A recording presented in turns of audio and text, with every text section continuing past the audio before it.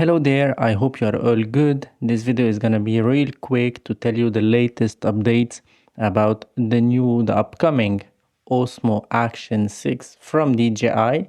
I had some information a few days ago. I wanted to make everything clear, and today Igor Bogdanov shared some photos and some specs about this camera. Let's discuss that real quick. But before we start talking about what we saw on the leaks, let me tell you that the release date of the Osmo Action 6 will be somewhere between November 3rd and November 10th. It's not gonna be before that.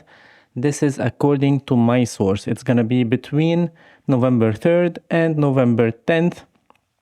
And yesterday, the information that I got that some information about this camera will be released within the upcoming 10 days. So that can confirm somehow the release date between November 3rd and November 10th. This is, once again, not an official information, but some information that I got from some sources that works for DJI or for brands that make accessories for DJI.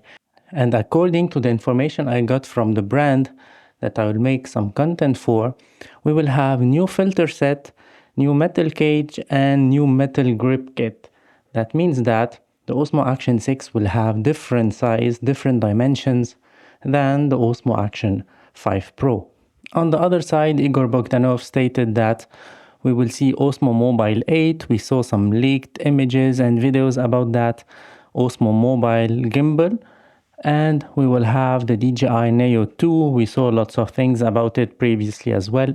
And of course, the Osmo Action 6. That means that the Osmo Action 6 might come after the Osmo Mobile and after the DJI Neo 2. At the same time, Igor Bogdanov talked about the Insta360 X4 Air that I'll be covering, of course, when it will be released as well. But anyway, the most important thing in today's video is the Osmo Action 6 and the information we got, as well as some interpretation of what we saw already about this camera. So I wrote down here some information that I made, or some thoughts that I made about this camera. So the Osmo Action 6, it will not have a 1-inch sensor, but it will have a 1.1-inch sensor, which is the same as the Osmo 360. And we see that the light sensor, the ambient light sensor, is not under the lens, but instead it is under the screen. So this is something in the design shape of the camera. And we can see also that the FOV of the lens is 135 degrees, which is equivalent to 16 millimeters on a full frame scale, compared to 155 that we have on this one, which is equivalent to 12 millimeters on a full frame scale. And if you remember, a few days ago, I made a video saying that the field of view will be narrower on the new Osmo Action 6, and this is now confirmed.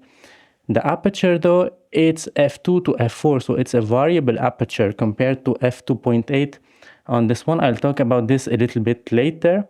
And of course, the sensor size, which is the most important thing, 1/1 inch, will allow us to shoot vertically and horizontally, just like what we can do with a GoPro camera, with the vertical sensor 8x7, I believe. And yeah, this is something nice. It will allow us to have better dynamic range, better low light performances. Anyway, we will talk about it.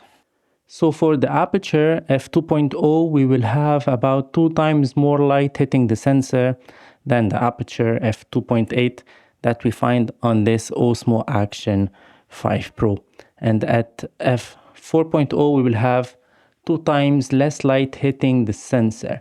But since we have a bigger sensor, about 20 to 40% bigger compared to this one, that means that at f2.0 we will have at about 2.4 approximately times more light hitting the sensor. And yeah, that's something nice for low light videos, for low light performances of the camera. So I believe that we will have like shallower depth of field at f2 compared to f4, but it's not something that will be very easily discovered or very easily spotted in the image, because the field of view is still a wide field of view. It's not ultra wide as we had before, but it's still a wide field of view, which is good.